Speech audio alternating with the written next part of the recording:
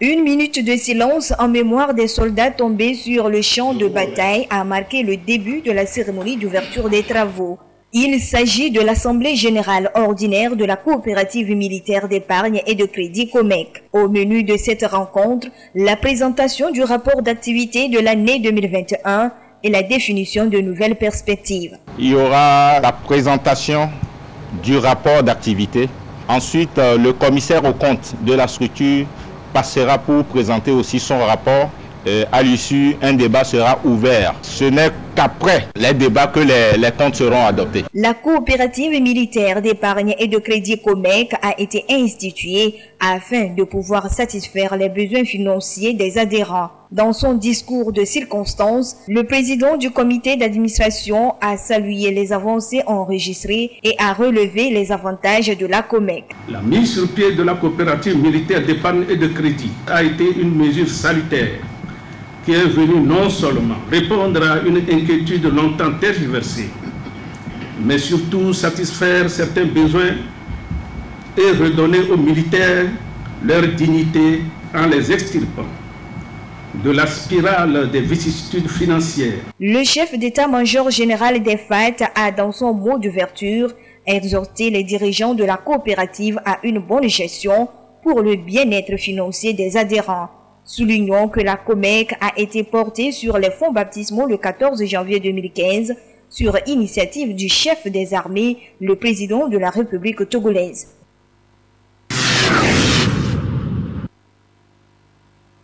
Après l'examen du bac 1 et celui du CEPD, voici démarré ce mardi 7 juin l'examen du brevet d'études du premier cycle BEPC pour le compte de l'année scolaire 2021-2022. Ils sont au total 157 133 candidats repartis dans tous les centres retenus pour la circonstance sur toute l'étendue du territoire national. L'on dénombre 75 092 filles, soit une représentation féminine de presque 48%.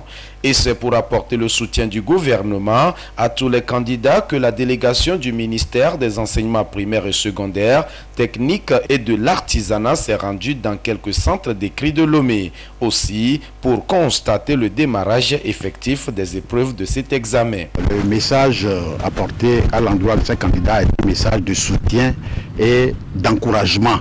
La délégation a eu à s'entretenir avec les chefs centres et les surveillants. Et partout, le message porté, c'est un rappel de la police des examens. Dans Grand Lomé, on a un effectif de 56 000, dont près de 30 000 filles, ce qui fait un taux de pratiquement 53%. Ce qui veut dire que la politique de la parité du chef de l'État et du gouvernement a atteint ses objectifs. L'examen a démarré à ce premier jour avec l'épreuve des sciences de la vie et de la terre SVT. 2 heures de réflexion après, les premiers candidats à sortir se prononcent. L'épreuve était assez abordable, pas trop difficile quand même pour ceux qui ont appris. On nous a demandé le schéma de l'appareil urinaire. La situation de problème portait sur les microbes, les différents groupes de microbes, les microbes pathogènes et les microbes utiles à l'homme. Et l'exercice on nous a donné une série de questions d'affirmations fausses et d'affirmations vraies. Et on nous a dit de corriger les affirmations fausses, les 2 affirmations fausses dedans. Après, on nous a dit de choisir la bonne réponse. C'était abordable pour moi, dans mon cas. Les épreuves, c'est pas tellement compliqué. Si tu apprends, tu peux bien faire les épreuves.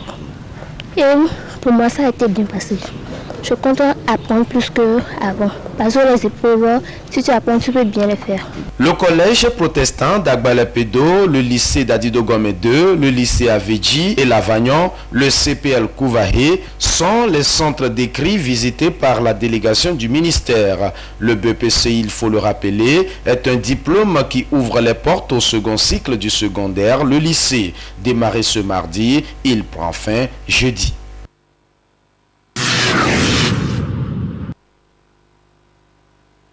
L'éducation est essentielle pour l'émancipation et la transformation de la vie des jeunes. Malheureusement, la violence liée au genre en milieu scolaire empêche des millions d'enfants à travers le monde, en particulier des filles, à bénéficier d'une éducation de bonne qualité dans un environnement sécurisé et inclusif. Au Togo comme partout ailleurs dans le monde, le phénomène existe et est encore loin de disparaître. Les tabous sociaux, la non-application des tests sur ces violences dans de nombreux pays, ainsi que la crainte des répercussions, empêchent souvent la dénonciation des éventuels cas de violence sexuelle, ce qui n'est pas sans conséquence sur la scolarisation des apprenants. Violence sexuelle en milieu scolaire, c'est tout ce qui est harcèlement à caractère sexuel sur et les garçons et les filles qui sont régulièrement inscrits soit dans un milieu scolaire ou dans un centre d'apprentissage qui ne favorise pas le suivi régulier des cours pour une réussite scolaire digne de ce nom. Nous avons constaté que à l'école primaire, nous avons beaucoup de filles et beaucoup de garçons, mais au fur et à mesure qu'on évolue dans le cursus scolaire, le nombre de filles diminue surtout. Et quand on essaye de regarder un peu qu'est-ce qui est à la base, c'est que les filles sont harcelées. Il y a des grossesses qui interviennent, il y en a qui sont mariées précocement. Pour mieux situer l'opinion sur l'existence du phénomène au Togo, des études sont cependant fréquemment réalisées avec l'appui de certains partenaires de l'éducation. De ces études sont révélées des informations sur la situation avec certaines précisions. Il faut avouer que dans la majorité des cas, il y a plus de 1000 filles qui sont tombées grosses en l'espace de 6 mois. Et pour mieux faire face aux dangers que représente la violence sexuelle en milieu scolaire, les autorités éducatives préconisent certaines dispositions qui à la fois incombent aux parents, aux élèves et aux enseignants. En milieu scolaire, donc dans les établissements, d'accord, il doit y avoir un accompagnement qui doit nécessairement qui doit être fait. Donc les autorités prendront les mesures nécessaires. Donc des enseignements, d'accord, qui doivent être faits aussi bien aux apprenants, mais également les chefs d'établissement et toute la population doit être sensibilisée autour de ce phénomène. C'est donc dans le but de mieux outiller les acteurs de l'éducation et les amener à jouer leur partition en vue d'une efficace lutte contre le phénomène que se tient un séminaire de 3 jours au ministère de l'enseignement primaire et secondaire. Séminaire qui permettra de valider l'avant-projet de loi à soumettre au gouvernement et qui sera voté à l'Assemblée nationale pour lutter efficacement contre le phénomène.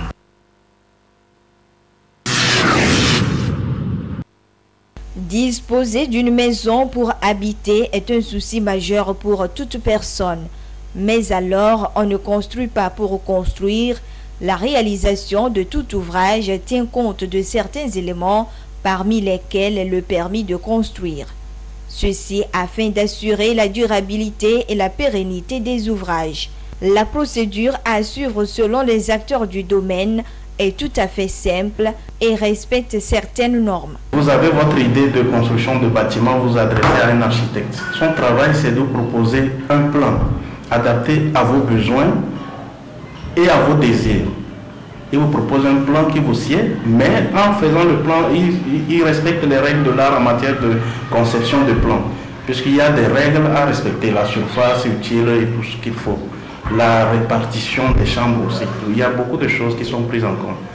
Après cela, maintenant, l'architecte, le plan qu'il a produit, le soumet à ses services techniques.